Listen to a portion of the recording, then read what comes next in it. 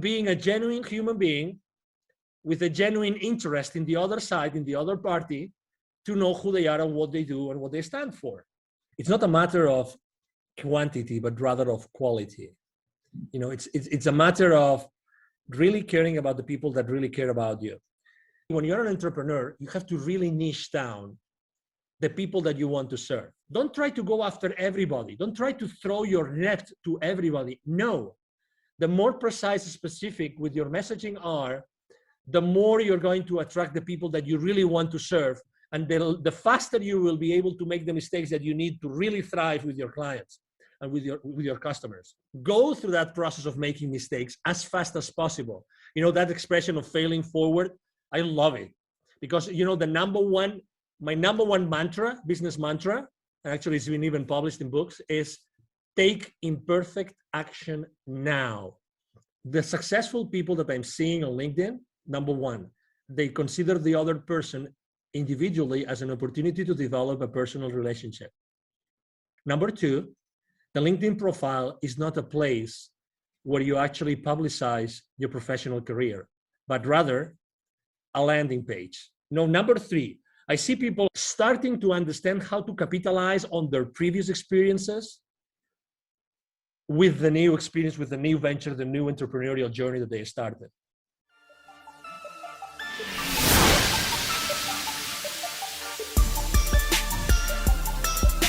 This is the Dragon Digital Marketing Podcast. Get ready for the digital marketing strategies and tactics that attract great customer relationships to your business. Here is your host, Monique Idimudia.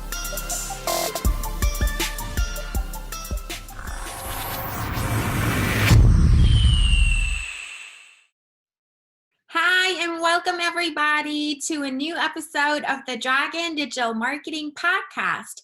I'm your host, Monique, and you're listening to episode number 40. And today's episode is all about LinkedIn marketing. LinkedIn is such an important social media platform, and it's really special, and you can't miss out on the opportunity of leveraging LinkedIn for marketing your small business online. And here's why.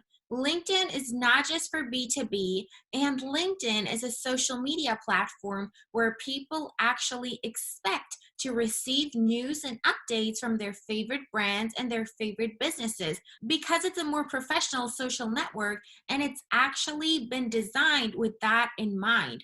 So you're not interrupting people with your posts when all they're trying to see is updates from their friends and family like on other social networks. So I'm super excited to talk about this. We're going to cover the topic in depth, and this is probably the only podcast episode that you have to listen to when you want to learn about LinkedIn marketing for your small business. And my special guest who's joining me on today's episode is known as the CEO Confidant. He's an influencer, he's a LinkedIn strategist and LinkedIn expert. Obviously, he's very successful on LinkedIn and an expert on the topic. He's also a TV host, a public speaker, a CEO consultant, board member, and last but not least, a philanthropist. He's a truly amazing person. And I'm so excited to introduce you to Angel Ribo. Hi, Angel. I'm so happy to have you here. How are you doing today? Very well, thank you. Thank you very much for having me, Monique, and thank you everybody who's listening to us today. It's a pleasure to have you. I'm so excited to talk about LinkedIn marketing for small businesses today. So why is it important for small businesses to be on LinkedIn? Well, thank you. Well, it's funny because when I was in corporate America and I left corporate America 5 years ago, I have to say very honestly that I wasn't using LinkedIn at all. But I made it for some reason. I knew that my future audience was going to be on LinkedIn because I've always been a business to business guy. And so I started my, organization, my small company. And I said, I think that, LinkedIn is going to help me. So I started to basically look around and see what people were doing. And my main goal, my number one goal at that time was, okay, so I have had all those many connections internationally with so many people. And also I had already lived in Dallas for 5 years at that time. But I said to myself, let's increase my outreach. Let's have a lot of connection. Let's connect with everybody that has been connected throughout my life. So I started the journey. The first step was literally like going out there, seeing everybody that I already knew, for some reason, I started connecting with them. So that ended up only like having, because not everybody is on LinkedIn at the same time, but I went from a few hundreds to literally probably like 1,500, maybe 2,000 people. And that sounds a lot for people that are starting on LinkedIn, but I said, no. I really want to like start going to the next level. So what about the connections, which are my second level connections, which are connected to my connections? Let's just start. And that really started the journey. So I consistently started to go and, reach out to my second level connections. And obviously, as I was doing it so much and I was using so much time, I said, how can I automate that? Then I started a small like benchmark. I downloaded 3, 4, 5 different tools. I chose one of them and I started using that tool. I learned a lot. I made a lot of mistakes, and I did things that I didn't know that they were written on the terms and conditions of the, the contract with LinkedIn. I got restricted. And obviously I was extremely frustrated because, you don't know what you don't know, right? So you think that you're doing the right things and you're being cautious and everything, but it wasn't really that cautious, apparently. So, I made a lot of mistakes, but obviously those were lessons. And something that actually, one of the mistakes I made besides those, trying to make so many connections that got restricted was, how do I keep those relationships warm? Because a connection that means nothing unless you have a conversation with them. And not everybody's open to, have those conversations, not over. So I decided I'm a very unconventional guy. Let's put it this way. I don't like to do what everybody else is doing. So, I obviously, as anybody else also, after choosing a couple of tools to automate my work, what I did was, okay, so who really knows about marketing with LinkedIn? And I started to download some PDFs, some ebooks, some of, you opt into a particular offer and you get some basic information. I started trying things and I didn't like them. They didn't work for me. So I said, okay, so I'm going to be myself. I'm going to be Angel Ribo, the CEO Confidant, talking to all these people, and I'm going to use unconventional messages. And I started, basically, I remember one batch of my emails or the connecting emails to my potential connections saying, what has been the most defining moment in your life, right? And I have to say that wasn't very successful, but that allowed me to see who was really open to have very in-depth conversations from a human perspective. Because we tend to think that as LinkedIn is a professional network, everything has to be professional. But that's not the case. In reality, people connect and people do business with people, with human beings. So people do businesses with people that they trust and they think that they can have a personal, the right personal, connection and relationship, probably with the same principles or similar principles, similar values, right? We don't have to be in agreement with everything. So, but it was interesting because a lot of people asked directly, this was the most defining moment in my life. And that means that a lot of people became suddenly vulnerable with me. So I learned one lesson, which is maybe if I am vulnerable, they will be vulnerable as well. So then I started becoming really more raw. And something that people don't actually think about is when we start a conversation over email, it doesn't have even to be LinkedIn. People think that they have to immediately start throwing all your value to them. Like, let's say you and I were both podcasters and we want to have a lot of nice, very successful people, and we start reaching out to them. Hey, I have a podcast and, I'm only starting, but, or maybe I already have like 10,000 people following the podcast and I have 20,000 downloads or maybe only 500 downloads. It doesn't matter. In reality, nobody cares about what you are, who you are or what you do. In reality, people care about what you can do for them. So that's very important. So, I started the conversation with them at that point as if I was in a face-to-face networking event. So let's say you and I meet for the first time. You're in St. Petersburg, Florida, a wonderful place. And there's a boat trade show in St. Petersburg, which actually it happens a few times a year. And I go there and we meet in a parallel networking event to the show. The first thing we're going to say is probably, hi, Monique, because you will have a badge, right? Hi, Monique, how are you? I'm Angel, I come from Dallas. That will be probably the first conversation, right? Very, very informal conversation. And maybe, we get into a conversation and we get to know each other a little bit and we get to talk about what you do in your life, what I do in my life. And maybe we kind of like each other, so we continue the conversation. And maybe, when you support the small businesses, I can send you a few leads your way. And when, someone wants to go international and wants to expand internationally, maybe you send them my way, and that's how things are being built, from being a genuine human being with a genuine interest in the other side, in the other party, to know who they are and what they do and what they stand for. Would you agree? Absolutely. I absolutely agree. That's the secret to everything. Yeah. Exactly. So, I understand that a lot of people have their recipes and have their swipe files and they have their strategies and everything. And that's great.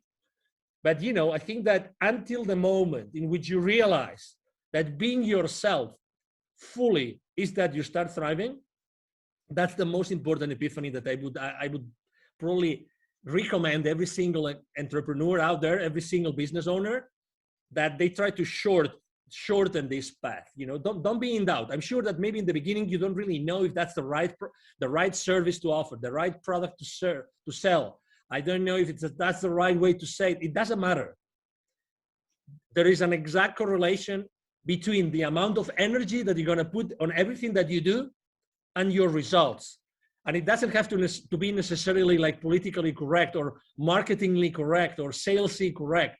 Really, it's more important that you are yourself, genuinely yourself, and then everything will happen. Honestly, everything will happen. It's all about energy. I have a friend.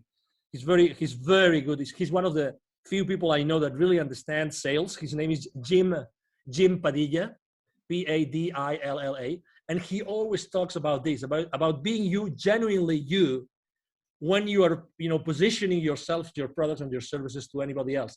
That's honestly 90% of your success in your entrepreneurial journey, Monique. Absolutely. It's all about authenticity and putting yourself out there, being a genuine human being. And that's how you get connections in real life as well as online. LinkedIn should just be an extension of, the real physical world that we're in, and now we're taking it online, but the same principles apply. If you walk up to a person and you're immediately pitching to them, or even worse, it's an automated outreach message, you can tell at the first sight that it's not real, it's not authentic, it's been generated by a bot, and that just doesn't make you look sympathetic, and people will not want to connect with you and engage in any further conversation with you if you haven't made an effort to learn more about them and build rapport and so on and so forth. So you've touched on a lot of things. You got burned with. Sorry about that, Monique. No, that's a valuable experience to share because it taught you to be authentic and to reach out to people manually, right? And you started with your first degree connections, and then you went to the second degree connections and so on, and just expanded your network and actually reached out to those people. The connection itself doesn't give you anything, but you have to start a conversation, and that's how you do it. That's the strategy. That's the plan of action that you have to map out to be successful on LinkedIn. So absolutely. Would you say that LinkedIn is only for B2B, or can people who are in B2C also leverage LinkedIn for their digital marketing? Oh, definitely. And I'm probably a good example because, for instance, of my 20, right now I have around 27,000 connections. I have a high level of engagement. I typically have an engagement between 6 and 10%, 9 something percent on my posts, which is pretty high. And I have thousands of views of all my posts. And I would say that, one of the lessons I've learned is that you have to not only be genuine on that connection, on that relationship, but also that when you continue that conversation, that you have to be, it's not a matter of quantity, but rather of quality. It's a matter of really caring about the people that really care about you. Obviously, we all would like to, right now or tomorrow morning, we get up, we go to LinkedIn, and our last post has 20,000 views, 3,000 comments, and 5,000 reactions. But this is related to the game of influence. I'm going to repeat this, the game of influence. I think that not many people are able to master the game of influence. And there's some theory and there's some practice there. Okay, so I would like to to actually tell you that if you really want to excel on LinkedIn and other places, right now we're talking about LinkedIn, I think that it's important that you learn how the game of influence really works. And obviously, the media knows this very well, and entertainment knows this very well. But let me tell you, as an entrepreneur, that you're listening to this, to Monique's podcast today. In order to start playing the game of influence, I would like to actually even recommend you an author, because she's written a lot about influence, and she's great about it.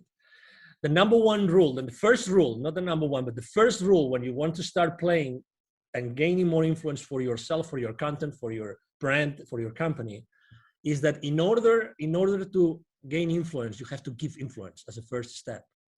You have to give influence. Don't ever consider yourself that you are small. It doesn't matter how many connections you have. It doesn't matter how many people actually engage with your posts. You have a connection. So you have an influence. So start giving influence to the people that have more influence than you, and go and interact with the people that have more influence than you. So that's two different things, right? But make sure that you do this. Look around who in your industry, who in your niche has more influence than you today, say on LinkedIn, right? And go there and try giving them more influence. So interact with them, because this is going to help them. And if they are professional enough in that, they will follow you back and they will start giving you influence back. I've done this literally hundreds of times already in these 5 years. And I can tell you, if you do that, you're going to gain more influence. And how does that relate to your question? Is it only business to business or business to consumer? I have 27,000 connections, 76, almost 70. Actually, now I think it's almost 78% are C-levels. Okay, so are people who have, positions high up in organizations, and most of them are on very large organizations. Okay, very large organizations. So that's why I think that obviously I'm not only, when I'm working with my clients or with my clients' clients, and with both, we all help each other on LinkedIn. When I reach out to these people, I'm not only reaching out to their companies, but I'm also building those those one-to-one relationships with them as a human being. So to your question, absolutely. If you are offering, for instance, a product or a service who's only for a specific individual, because what you do is you have let's say a coaching practice. You want to coach someone, or you want to consult someone, you want to, for instance, help corporate executives to get out of the corporate world and set up successfully their venture, their company. Is LinkedIn the right place? Of course. But also, if you're offering, let's say you're offering luxury hotel stays in, I don't know, in Bahamas, for instance, or villas, is LinkedIn the right place to do it? Absolutely, as far as you are talking to the right people, the right audience. And when you develop this relationship that they trust you because they have exchanged a few mails, or you have given them some value that they wanted or they needed, then you can actually offer them other things. You can offer them other products. You know what I mean? So at the end of the day, it doesn't matter where you are. The fact of the matter is that as far as you develop those strong relationships, you will be able to offer them both services for their companies and services for them personally. Absolutely. That's the power of the principle of reciprocity. You give before you ask, and people will reciprocate really most of the time. And everybody's on LinkedIn, not just, entrepreneurs and people who own businesses. A lot of people who work in jobs are on LinkedIn well. So no matter whether you're in business to business or business to consumer, everybody works P2P, people to people. So you can find your audience on LinkedIn and leverage it as a tool. And it's a huge social media platform, and you definitely be missing out if you wouldn't leverage LinkedIn. Now, we focus time and resources, our people, our money in our digital marketing strategies. So how can we leverage that to actually see a positive return on investment and make it an investment and not an expense? We actually want to generate leads and sales from our activities on LinkedIn. So how do we go about that to make it worthwhile and to make it profitable and efficient to actually get leads and sales from LinkedIn? Obviously, great question. And that's the That's the $1 billion question, right? So after you have developed those relationships, then you have to start doing a triage that they call, right? The triage. So you have to start really knowing what every single company or every single person really wants. I'm going to see what I'm saying want, I'm not saying needs. I'm saying want. Because why? Because you, as the expert matter on something, okay, as the, you know about something, you know a lot about something that's the service that you're offering, you know exactly what these kind of people might need. But guess what? They don't really know what they need. What they really know is what they want. And that might sound a little bit subtle, but it's not subtle. It's the reality. Is that you have to know what they really want. So you have to create that space in which you consistently talk with them, generally speaking, like automatized or one-on-one, so that you eventually get them to tell you what they want, okay, what they want. And different people in the same company might want different things. The thing is, can your service or your product fulfill that thing that they want? Yes or no? You are the expert. So you're going to give them what they need, but they're going to buy from you what they want. Okay, so again, this is a subtle difference, but it's extremely important. I have a very common mistake we make when we go out there. And again, I receive literally 40 to 50 messages every single day on LinkedIn. Every single day. I have around 20 to 30 requests for new connections coming to me every single day. Every single day. So, and I have to tell you, less than 1% of the messages sent to me, I really am willing and open to have a conversation, because they just throw things at you, without really caring about me. You have to be, when you're an entrepreneur, you have to really niche down the people that you want to serve.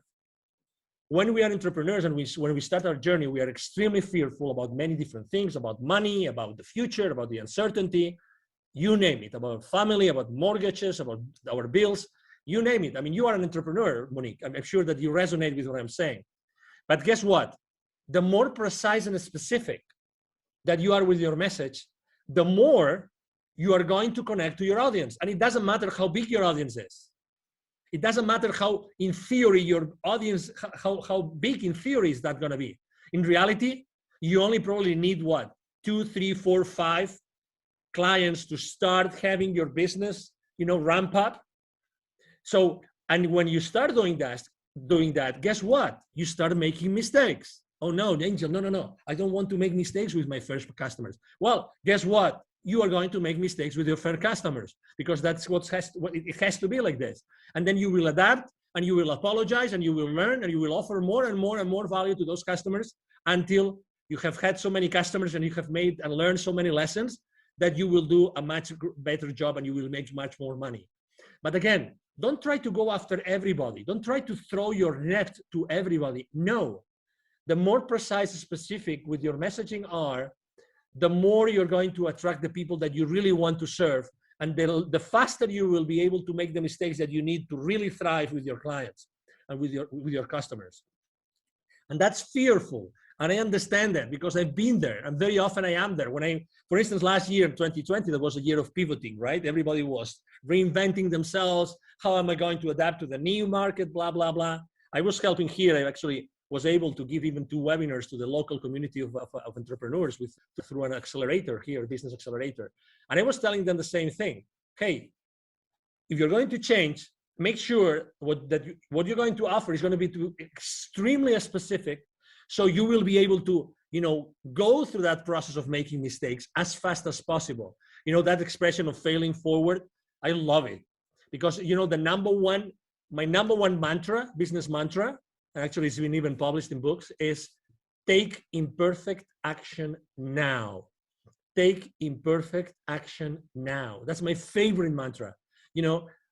Unless you confront your fears immediately, it doesn't matter how many mistakes you make, you will never thrive. If you really want to be an entrepreneur, committed to yourself and to the rest of the people around you, your employees maybe, or maybe your family or relatives, take imperfect action now. Don't wait for anything else. Absolutely. I totally agree. You know, in order to get where you want to be, you have to get started. The first step is the most crucial step. And, you know, everything comes from practice and experience. You cannot expect it to be perfect when you're just getting started. You just have to get the ball rolling, and then you get that snowball effect. And basically, what you do when you reach out and engage in conversations with your connections is you create a vision match, and you connect what they want with what they actually need and what you can offer them. Bring it all together, align it, and they'll see that it makes sense for them and become your customers and become happy with what you have to offer for them. So, do you see any trends right now that are going on with LinkedIn marketing? Well, unfortunately, I have to say, well, number one, I think that I have seen a dramatic increase of people reaching out to each other. Okay. So, I mean, and that's obvious because people, when they spend more time at home, they're looking at other options of doing the same thing more efficiently, or better said, they're looking for being more effective, because we tend to do, as a very good friend of mine tells me all the time, we tend to do the same wrong thing more efficiently, which does not take us anywhere.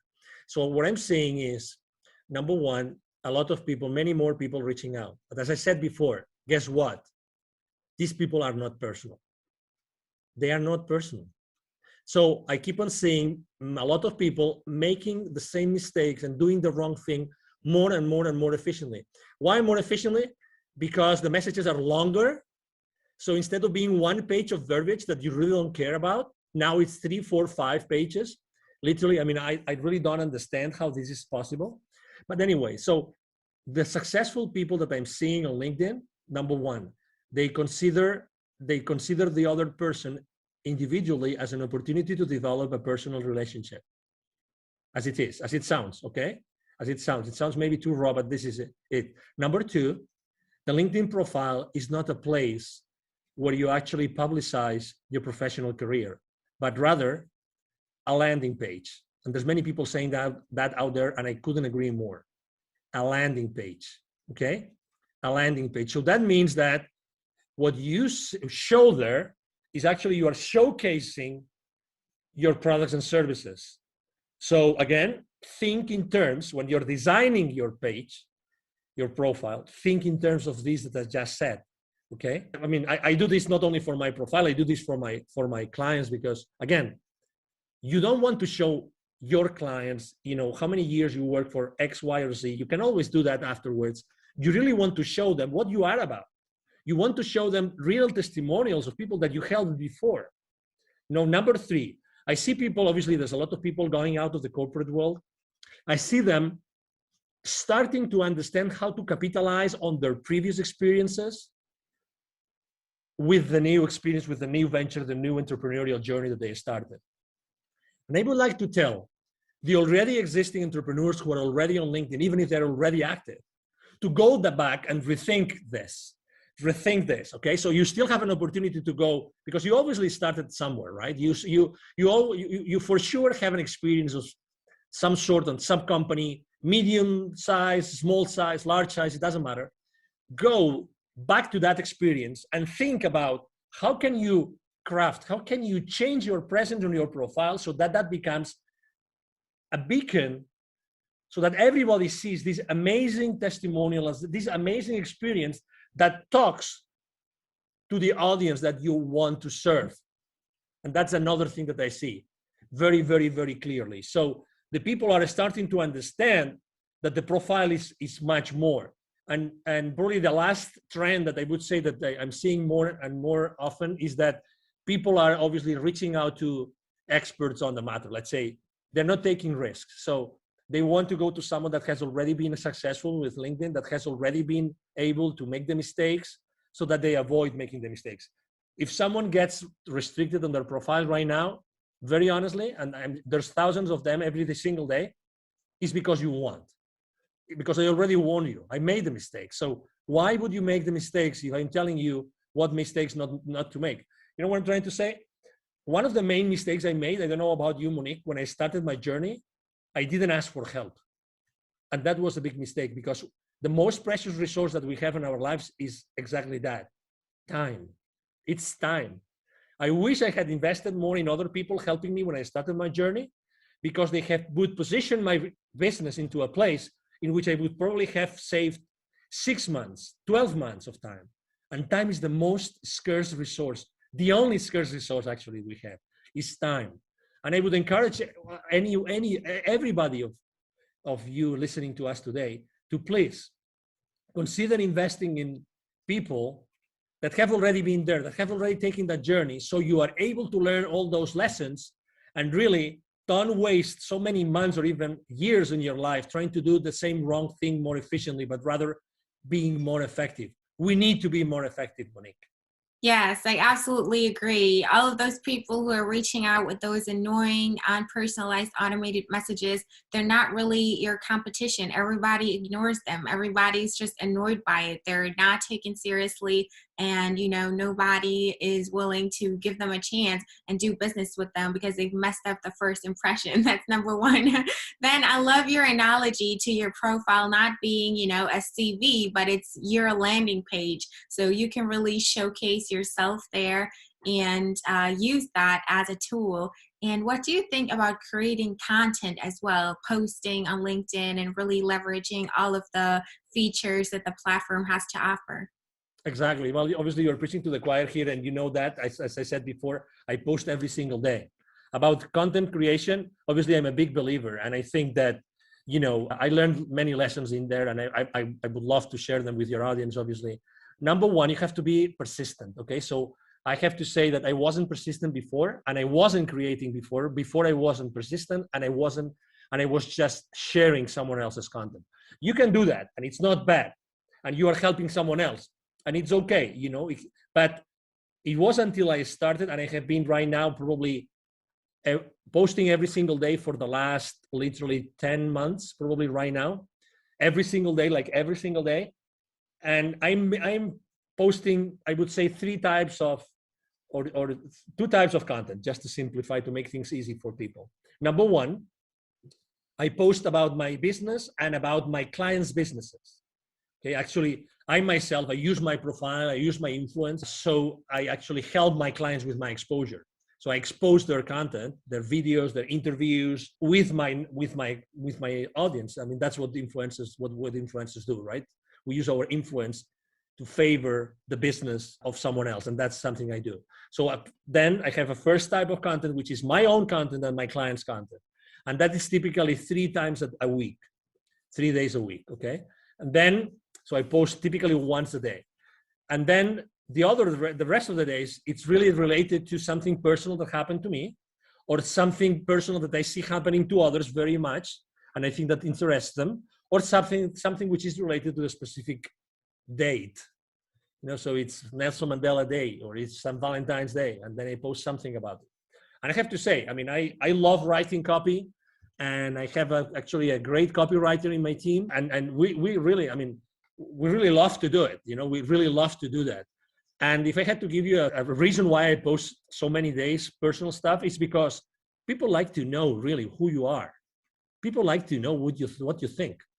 And I'm not very controversial, because on my posts, not because I don't want to be controversial, it's because who I am. I'm not controversial. I mean, I've always been that guy. I come from a Catholic family in Spain, and Spain is a very Catholic country, and I always was trying to be in the middle and try to be the moderator in fights, this kind of thing. That's who I am, right? So last year, for instance, I can tell you that I posted a lot about building bridges. Everybody was burning bridges. Everybody was here or there, and you are in Florida. So, I mean, I think, as you know, Florida is also a very polarized state, right? And Texas was also very polarized last year before the election here in the US. You know what I'm talking about. So I did not post about politics, not one time, actually not one time in my life, just because I think that we human beings, we need to discuss other stuff. I'm not here to discuss about politics, but I know that people were feeling that they were losing some friends to discussions, to fights, to arguments. People were feeling they were losing some. I mean, who hasn't unfortunately lost some friends or even some relatives to some insane arguments that inside of you that weren't the right thing to do, but it's done, and I can cope with this kind of arguments, blah blah blah, whatever that is. That's why I posted so often about building bridges. And the other thing I actually posted a lot last year, just as an anecdote, was give me a break. I really posted many times about, those days that you woke up and maybe you listened to the news, you made the mistake of listening to the news, and then the news, guess what? Boom! It was like a download of, oh no, I'm depressed for the rest of the day. So I know that people needed a break, and people needed to actually listen, that someone was listening to them, that really we all need a break. Maybe we cannot go anywhere now because there's restrictions traveling or whatever. Maybe we can just go to the neighborhood. We could just go to the county next to us and do something different for a day. We can just stay at that other hotel. You live in St. Petersburg, maybe you don't need to go to the beach, but you like to go to the other side of the peninsula, and it is what it is, just for a change, just to change your mind and put yourself in a different mood, in a different emotion. So I think that it's very important for your audience to know who you are as a person, and also obviously to post about your business, because you want to do business at the end of the day. Yes, it has to be well balanced, that's for sure. Exactly. So what do you think about influencer marketing on LinkedIn? How is it working with influencers on LinkedIn? It's certainly very different from the, stereotype of an influencer who's doing beauty, makeup, or travel or whatever, and they're calling themselves influencers. It's different on LinkedIn, right? Yeah, it's different because obviously, the services that we offer and what we do is really tailored for that kind of audience. But you said it very well. Actually, there's actually, I'm right now in conversations with several luxury brands because they know that they can reach out to thousands and thousands of C-levels that obviously are the target market for their products, right? So yes, it's different. So I would say you have to be extremely professional with what you do. There's no, what's the name? I don't know the name in English for that word. So it's just coming in Spanish to me, but you have to be extremely consistent, coherent. That's the word, coherent with what you are putting out there, right? If you are a coherent, you're a serious business person, it's the same thing when you're using your influence for other brands. And actually you have to be even more coherent with that seriousness, with that, that principles and those values that are behind your brand, in my case, the CEO Confidant brand. And you have to be extremely respectful with all your audience. So I don't really see a lot of people using it. And for instance, I'm using it because I already told you I use my influence. So I am an influencer on LinkedIn. But something that I do, and I don't see anybody doing either, is that I go an extra mile, which is I literally generate really hundreds of leads, because when my connections reach out to me for that particular offer from that particular client that I'm helping with my influence, when they reach out to me, they engage with me. Many of them say, "Wow, that's interesting. Thank you very much for sharing this with me." This starts a conversation.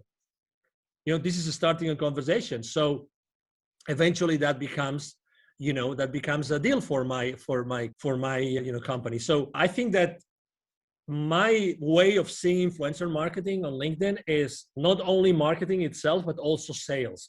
For me, it's generating leads. And if you are not generating specific leads, and I'm able to drill down really to like the name and the number of employees of that company and the position of that person, that's the beauty of LinkedIn. I think that I'm missing my word with my clients. And I'm all about offering more value than the value that they expect. So, and that's why, again, for me, I see LinkedIn more like extremely professional, but generating not only influence and presence and clicks on links, but also engaging. And that's beautiful. That's excellent. And I like to do that.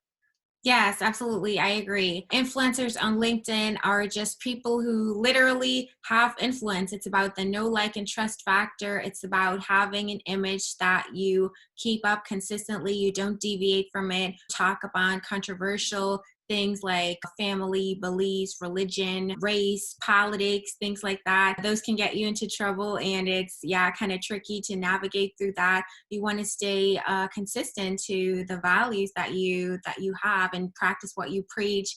The influencers on LinkedIn are just people who know the right people and are known by the right people. So it's not just random, people who post pretty pictures that inspire others, and that's what makes them influencers. It's not like that on LinkedIn. It's a lot more professional. So you have to find those people, reach out to them. The analytics that you get are just amazing. You can drill people down by industry, by position, levels of experience, and so on and so forth to find your right audience and then reach out and connect with the right people on LinkedIn. Yeah, exactly. It's a different game. And it's easy to your point and to your questions, Monique, it's easy to get overwhelmed on LinkedIn. So I would suggest, obviously, you have to build your own system. You need to build a system of systems, right? A system that has different pieces so that all together you keep your sanity, number one, and you generate business for yourself and for your clients. I think that's very, very important. Exactly. What do you think about LinkedIn events? I think that they have to, it's obviously it's a good, let's say any excuse to engage with your audience is good. I am still on the fence about it because it's still not, I think people are not using it to the full extent. So when you are trying to actually opt in for an event, there's so many steps that you have to do manually. Everything is not yet, or people are still not learning how to do it all automatically. So eventually you end up doing a lot of stuff, a lot of clicks and searches and online things to actually find the event. That's my only criticism to event. Are they good? Of course. I mean, at the end of the day, what LinkedIn wants is that you stay with them for as long as possible. That's what they want, that you are there with them for a lot of time so they can expose you to the advertisements of their clients. I mean, I get that. But I think that there should be something else, some more value in there, so that it was really a place where people meet. And right now, I have felt when I'm signing up with events that the system is a little bit broken. That's my experience. Okay, I mean, with all due respect, and this is just positive feedback about the system. The idea is great, but I think that the implementation is not there yet. Yeah, so you don't necessarily need events. You can generate leads just through reaching out to people, messaging them, posting content, and engaging with other people's content as well. Yeah, LinkedIn doesn't really give you a good opportunity to export those leads and, automatically, reach out to them if they've attended your event. It's more like, promoting events that most of the time take place off platform anyways. So they could do some improvement on that for sure. But it's a handy tool and it's definitely worth looking into if you want to leverage LinkedIn to the fullest. I would definitely use, exactly to your point, I would definitely use LinkedIn actually to drive traffic to an outside of LinkedIn event. Mm-hmm. Because at the end of the day, the platform that LinkedIn offers you is like an event scheduling platform. It's not a platform where the event is going to take place so that everybody knows what it is about, right? So you will eventually have to have an external platform to conduct the webinar or the event, whatever the event it is. But again, you can still use LinkedIn to drive that traffic. And obviously, in order to measure your traffic on your profile, it's very easy. You see how many people have actually viewed your profile, and you see this when you go to your main page of your profile, you see that traffic. So as you know, unless you measure something, you don't know if you're really managing it. So I would ask you to track that down continuously, like on a weekly basis. So LinkedIn tells you for the last 90 days, how many people has viewed your profiles. So that's one thing that you should keep into account. Another one is for the posts, how many people actually views your posts. And the third one is how many times you have been on a search. And that means the job search tool inside LinkedIn. But again, it's another way in which you see if the keywords that you're using on your profile are the right ones or not. So as far as again, it's all about, because we're talking about how to drive traffic to your events, right? So keep an eye on all those statistics. And if you keep an eye on those stats and you keep on increasing them all the time, and you know how to increase them, then you will then increasingly attract people to your webinars outside of LinkedIn. Right. So you've touched upon, or you've talked about building that system of systems. How do you go about building a system and really incorporating LinkedIn in your digital marketing strategy and create an actionable plan that you can execute step by step to make it work for you? Great question. Obviously, I mean, I built my system after lots of tries and errors, lots of mistakes. I would say even great. I signed up for systems or subsystems that look great on paper, but then, for instance, the customer support was very bad. And I have to say, for me, customer support of any system or subsystem I use is paramount, is the most important thing, because when you most need it, you want the support. You need the support to support your business or to support the business of your businesses, right? So I ended up doing a mixture. So there's several subsystems that they use to track the messages on LinkedIn, to track the connections, and to throw campaigns, to launch campaigns to different audiences, because I want to really send the right message to the right person. Then I also use Sales Navigator, because it's part of Sales Navigator is really the high quality search tool. If you do a search on normal LinkedIn, even if you have Prime or Premium, excuse me, I'm talking about Premium. I would encourage you to use, if you can afford it, to use Sales Navigator, because the power of the search tool of Sales Navigator is going to help you a lot to then specifically customize the entire marketing strategy to the people that you want to launch it to. Okay, so we already talked about the several tools, including Sales Navigator. Then I also use a tool that allows me to track literally all those numbers that I told you, every single number of every single post, because as you can imagine, I post every single day. A few times from time to time, I post twice a day. So this is a lot of data. I have a system that helps me track all that data live, like online, like on real time. And that's very important for me, because I can make decisions. I realize even what emojis work better. All these kind of things, how easy it is to read my copy today compared to how easy it was 2 days ago, 3 days ago, 4 days ago, or 4 weeks ago. So I track all these things, and I have a system that tracks it down. And then to put it all together, actually, there's something called, you probably have heard of this. There's a tool called Zapier. What Zapier does is, let's say it's a tool that allows you to actually integrate the rest of the tools. So I would say, if I can use, and with all the respect to all the people that believe in God, including me, right? Zapier is the God of technologies, okay? Zapier is like the octopus. If you've seen that precious movie, My Octopus Teacher, which I recommend to everybody, by the way. So it's like the God, which is in the middle, that helps you integrate the rest of the tools. So I put Zapier in the middle, which is really easy to use. And it helps you manage different triggers of different events happening in different places. You can actually integrate email into that. And I have actually also, and that's the last part of my system, I have built actually spreadsheets on Google Sheets, fully integrated with the rest of the system, so that I have a dashboard. Okay, so here you are. I have a dashboard that has all my leads, all the leads generated on LinkedIn, all the leads, all the emails that I'm sending through my email system. And all those systems are integrated onto a dashboard that I have had designed on a spreadsheet. So this is my entire system, right? It sounds complicated, because I have tried to explain it to you the way that I was little by little integrating the different subsystems, but right now, works flawlessly. And what I'm doing I have someone in my team that has helped me build the systems for me and for my clients. So right now it's like duplicating the same system, so it works for other people.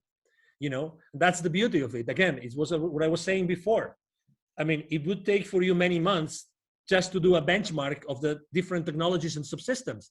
When you have a system that already works, how much is it? How much is for you? How much is 3 months of your life worth for you? How much of not having to pay more bills? Add up the bills that you have to pay. Add up your cars, your mortgages, the utilities, the clubs, add all those up, multiply it 3 times, or maybe 6 times. How much is that for you? If you could start generating revenue in 30 days or in 60 days, that's why I always talk about the same thing as I said before, taking perfect action now, but get help. Be the solution. Don't be the problem. Don't keep on working on the problem. Work on the solution today. Yes, I think that leveraging marketing automation and taking advantage of all of those tools to facilitate the processes for you is a smart thing to do. And everything has to be integrated nowadays. you can't, invest your time in doing repetitive things manually over and over again to create the spreadsheets and everything yourself. And you want to leverage tools for that. And Zapier is a great tool. I use it myself. I can definitely recommend it. Sales Navigator, I'll link the tool recommendations that you gave us in the description as well. What tool do you use to track your activity live, and what helps you figure out which emojis work best for your social media management? Yes, there's a tool called Shield App. Again, I'm doing some, I'm doing some referral marketing, affiliate marketing today, but it's okay. I mean, I'm not making money with any of those, by the way, so that you know. But if you would like me to share the links to those technologies, I can do that, Monique. If you want me to do it, I will be more than happy to do it. But I use, actually, it's developed by some European high-tech team. Great support, great technology. It gives you great information. It's called Shield, like windshield, but Shield only app. Again, great technology. When I saw it, I said, "Oh my God!" I used to use a spreadsheet, and I'm kind of I used to be a control freak, but now I am micromanagement with myself freak, because I really want to know how to improve things. I want to make small improvements little by little, but I need data. So I was collecting manually every single thing. So I had a spreadsheet, post, date, blah, blah, blah, hour of the day I had posted, blah, blah, blah, all of those things in the spreadsheet. When I saw that system, I said, "Oh my God, you have heard my prayers. Thank you very much for exposing me." And I have to tell you, I'm all the time looking for new technologies, all the time, Monique, all the time. Even if I'm super happy about Shield App and Zapier and all those technologies I'm using, I have to tell you, I'm always looking out there, because right now there's so many disruptive technologies. There are so many, Monique, that, I mean, there can be right now out there some technology that probably can do something for you that you don't know, you can't even imagine, using machine learning, using artificial intelligence. Oh my God, that could probably save you 2 months of marketing, 3 months of marketing, or 6 months of prospecting, of cold prospecting. Oh my God, what does that mean to your business? Again, we entrepreneurs, I think that we're very conscious about all the bills we pay every month, right? So every month we pay those bills, and those are so much, and how much money I have to generate every month to break even, or obviously to make money so I can save up for a new car, for a new vacation, for a new experience, or for having this wonderful present I want to give our parents, right? I mean, who doesn't want to give a better life to their parents, Monique? Absolutely. Yeah. That's why I love asking about tools. I'm all about, leveraging technology to make things easier and faster and automated for us, so we can spend our time doing the things that are more important for us, and we're not wasting time. We have to be the most efficient nowadays.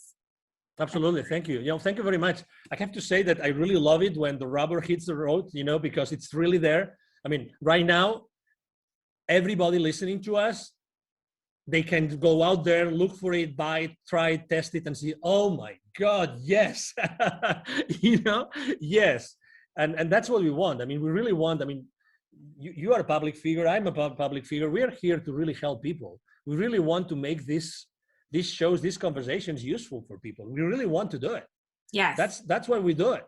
I mean, we're using our time. It's, we're recording this on a Friday. I'm sure that you have many better things to do today. You could be, you know what I mean? I mean, we have choices in our lives, but we still choose to be here because we want to really share our experience. If our experience can help someone, if today there's only one person, even if there's only one person that resonates with my message today, oh my God, this conversation with you, Monique, has been enough, because we've changed someone's life forever.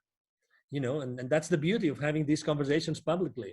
Yes. So what benefits of LinkedIn marketing do you see that no other platform offers? Segmentation, I think it's very important. You own the data. You don't have to trust that someone is going to categorize the data for you as other platforms. In this case, you know exactly who you're talking to. And you have contact information, direct contact information with the people that connect with you. Okay? Obviously, in the bad hands, that is going to lead you to a restriction. But the good thing is that you really can touch upon the data of the people that trust you and you trust them. And that's extremely important. Okay, as I said before, and you asked me, is it only B2B or maybe it can be also B2C? Absolutely. If you do it right, Again, if you do it right, it can be B2B or B2C. For instance, I had a client that he was developing a personal app, right? A personal app. And that app, he was only thinking of, no. In order to sell that app, it's for private people. It's for, it's for the mom and pop, and maybe not young people, probably mom and pop, or, middle age, blah, blah, blah. I should use probably like, it's probably going to be Instagram. And I said, well, and do you think that maybe there are a lot of mom and pops that work in large corporations?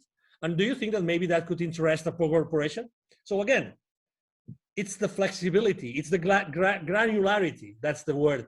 Granularity of information that LinkedIn offers to you that you can actually then use to, drill down to who you really are interested in talking. And that's beautiful. Again, read the terms and conditions, because you don't want to be restricted.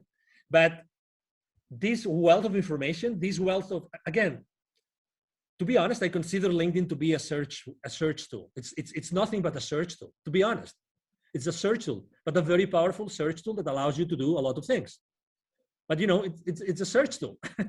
Yeah, that's right. It's a very powerful search tool. Actually, if you go now to Google or to any search tool and online and you put my name, I bet you that probably the first line of Angel Ribo, R-I-B as in boy, O, is going to be my LinkedIn profile, for sure. Obviously, because I have thousands and thousands of people watching my profile, every single day, but also because they want to be a search engine. They want to be so that whoever is looking for someone, the traffic is now driven back to LinkedIn. That's what they want. LinkedIn wants you to be spending a lot of time on LinkedIn. That's what they want.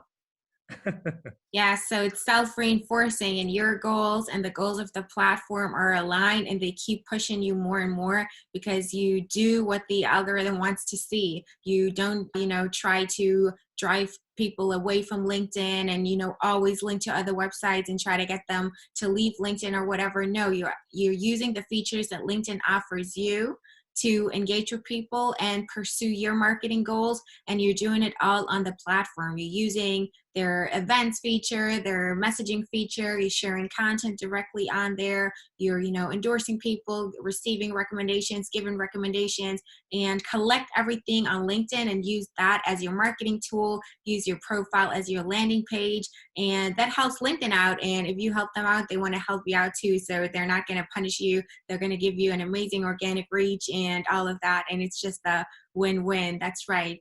So LinkedIn also has this feature where you can publish articles. So you can also use it as an extension of your blog and publish stuff there on LinkedIn. Do you recommend doing that as well? That's a great question. So I have used it for my clients. I have used it for my own only one time.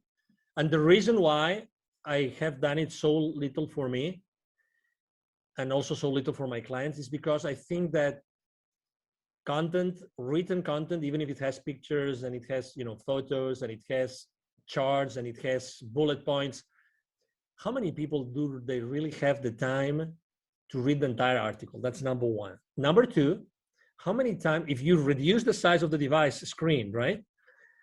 You might have the time, you have a great screen, you might have the time that you might like even to read it because it's fancy. But if you're on your cell phone, and we know that consumption from mobile devices is going up, how many are they going really to see that article, to read that article? You know what I mean? So it's all about traffic.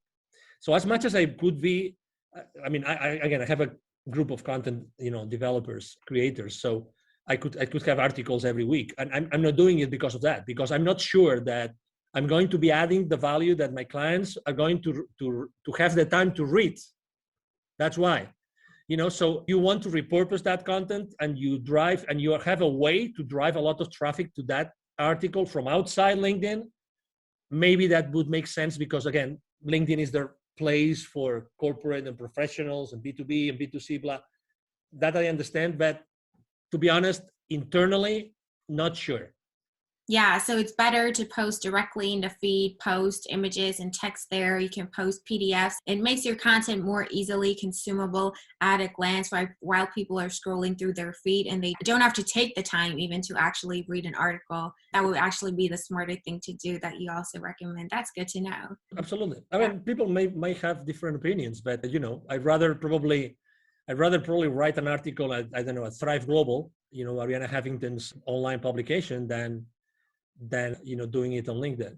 I mean, as much as obviously, I mean, I spend, as you probably can imagine, I spend hours every day on LinkedIn, literally hours. Yeah, so you would know. I think it also depends on your niche. For a minority of people who are in the copywriting niche, or I don't know, poetry, whatever, when it's all about writing and they know their audience likes to read, they only want to read, and they it's really all about text. Then of course you can leverage that, and it's great that LinkedIn offers that feature because you can showcase your work and share it with the audience without having to, drive people off the platform. So you can use that, but in general, it might be more beneficial for you. I mean, you have to test it out. There's no one size fits all answer to anything in this world, but in general, it gets more traction when you post in your feed, because if you publish that article, you write it, you publish it on LinkedIn, then when you share it, all that people see is a preview. They see like the header image, a title, and like a small description of the preview. So they still have to click and they have to leave their feed to even be able to read that article. So it might be, easier to get the message across right there in the feed when they can see it right then and there.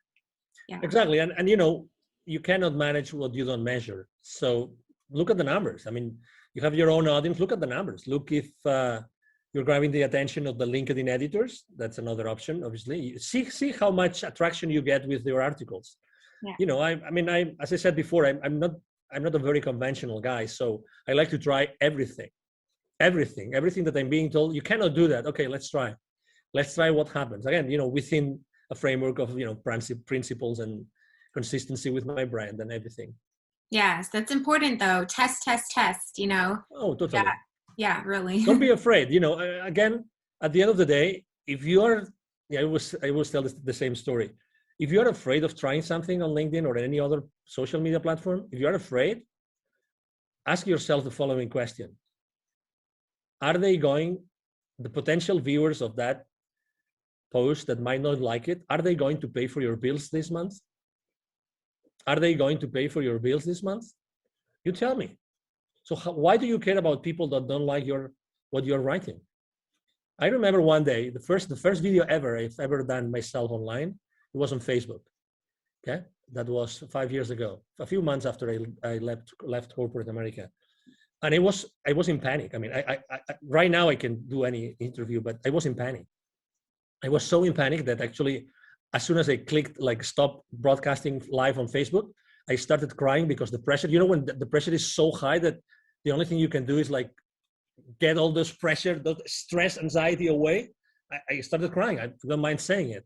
And then I actually did something even worse, which is I sent to all my email list a link to the video. Guess what? There was a guy that responded to me. I have this email somewhere. I should frame this email. This is the most stupid video I've ever seen. Can you imagine? Like in that video, I was basically like getting naked, not physically, but this is why I decided to start my own company, and this is why I decided to start my nonprofit. So when you're explaining the reasons, and there's no reason why, you just want to like make peace with yourself, so everybody knows what you're doing. This kind of video, and this person told me in writing, this is the most stupid video I've ever seen. Don't send me any other email again. Obviously, I said, wow.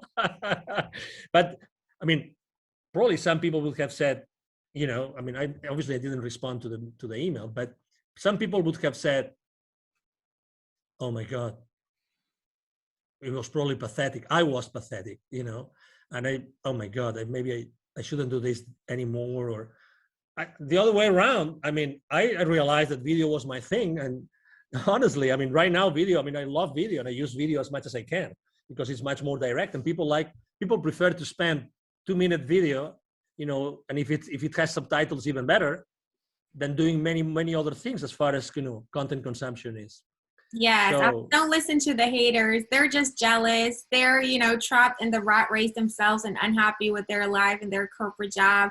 and they just can't be happy for you that you got out and started your thing, and you have the courage to make a video and share your emotional experience and Exactly. your reasons there, and just want to hate a troll. Yeah, always keep that in mind. Don't let it paralyze you or make you doubt yourself. Just ignore it. It's the best thing you can do. Yeah, exactly. And when someone said, I remember, I don't remember which of these online very famous marketeers, I went to their conference, and they said, when you see the number of haters increasing, it means that you probably are doing something right. Exactly.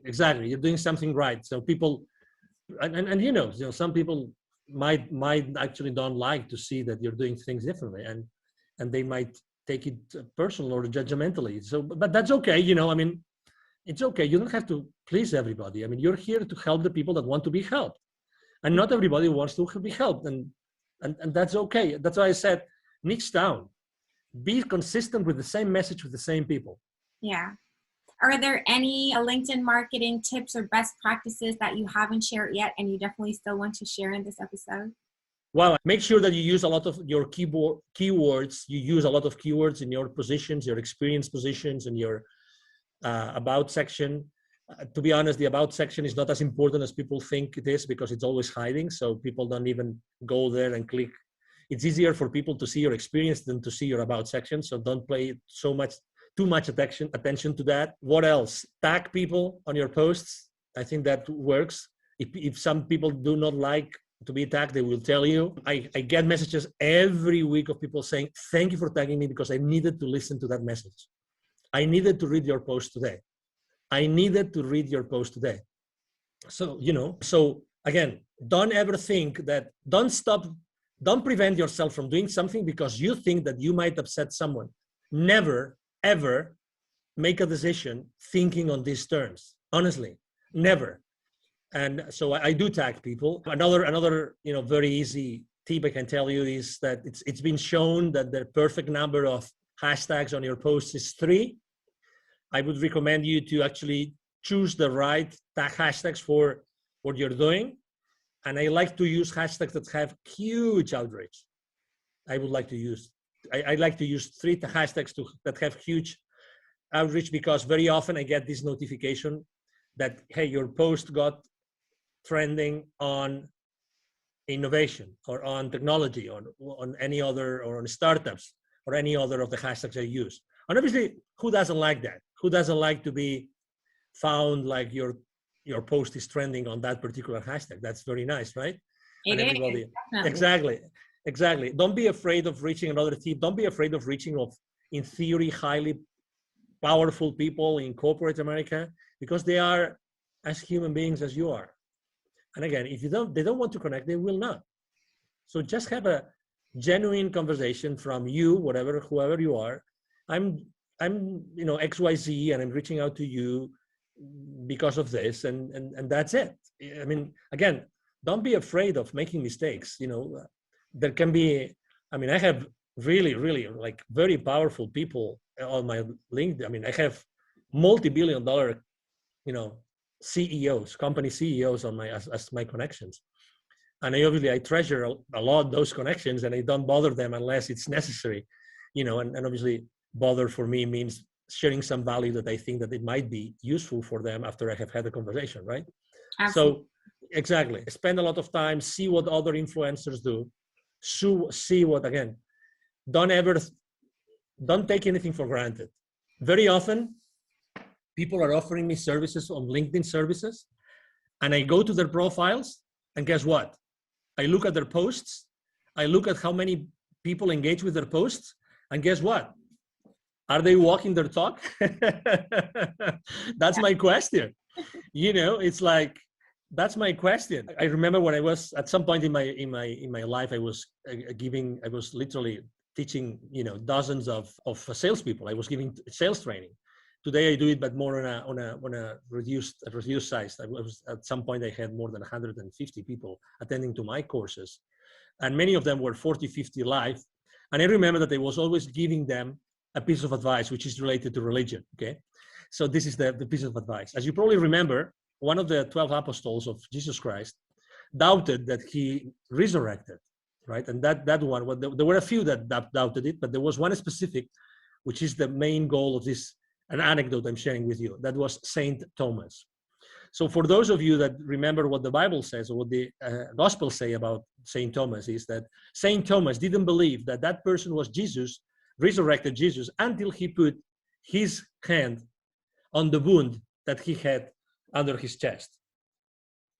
And I always use this anecdote with my salespeople, which is never believe anything that anybody tells you in any company until you see it with your eyes, until you put your hand in the wound, in the side of the body of Jesus. Don't believe it.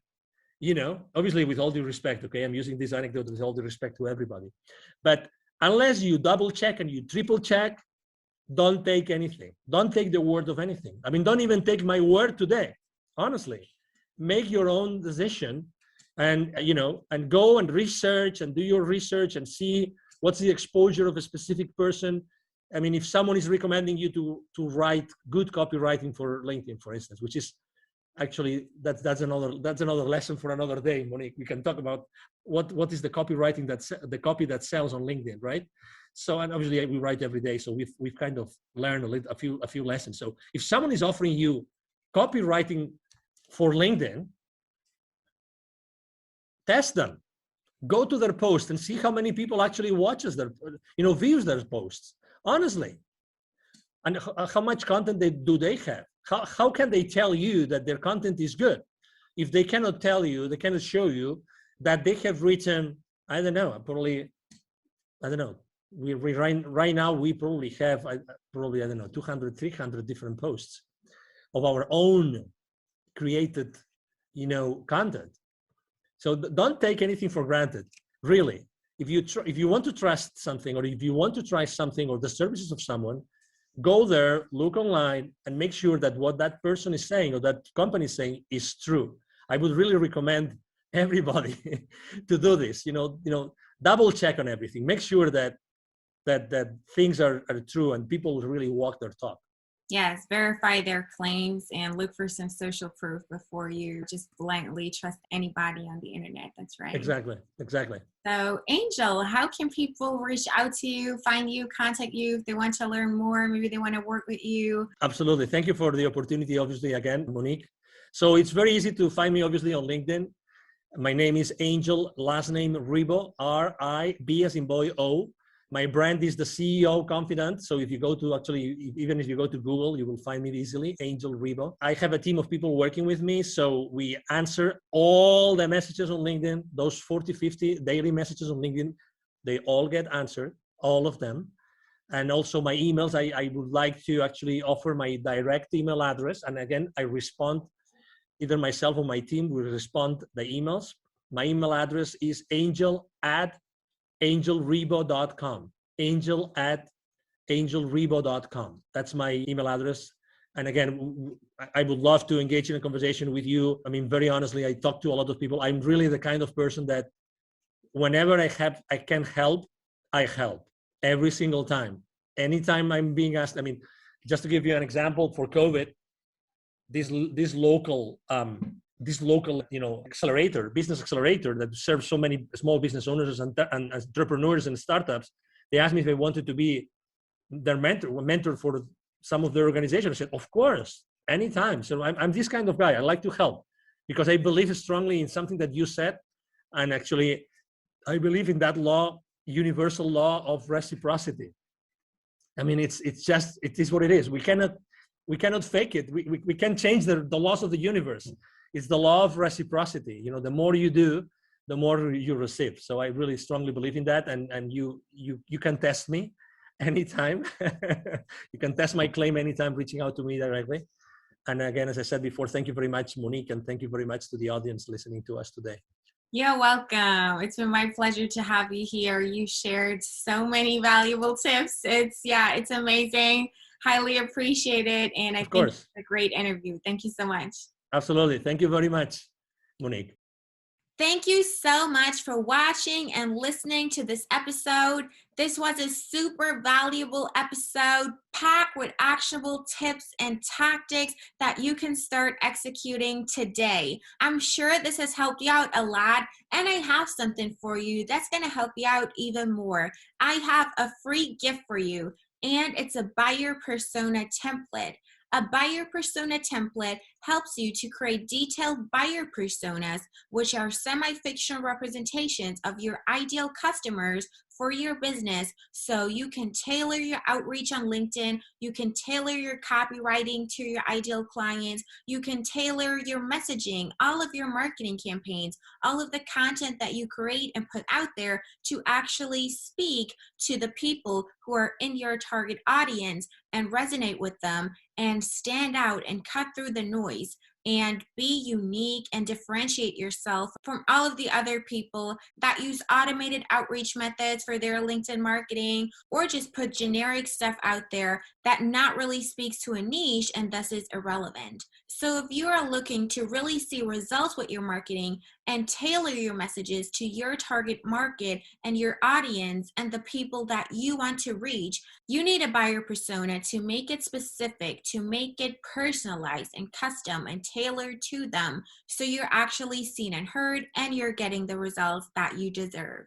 So make sure you grab my buyer persona template. It's a free download, free of charge. You don't have to pay anything. Just go to the website. That's dragon-digital-marketing.com. The link is also in the episode description. Make sure you check it out. And there you can also find the show notes to this episode, where I always put all of the links for the resources, tool recommendations that Angel gave us during this episode, and also the links to his and my LinkedIn profile. Make sure to follow the both of us, because we share valuable content there every day, and that's going to help you out even more. So as you can see, we got you covered. I hope that you really liked this episode, and thanks again for watching and listening. I really appreciate it, and I appreciate your engagement in the community. And as always, if you need help with your digital marketing, reach out to our agency, Dragon Digital Marketing. We're happy to help you out. With that being said, I really hope to see you again in my next episode. Until next time.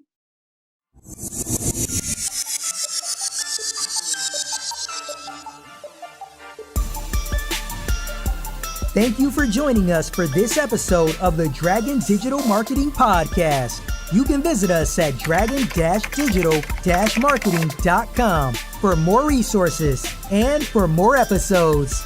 Let us know how you like the show and write us a review. We are grateful when you like, share, and subscribe. We appreciate you.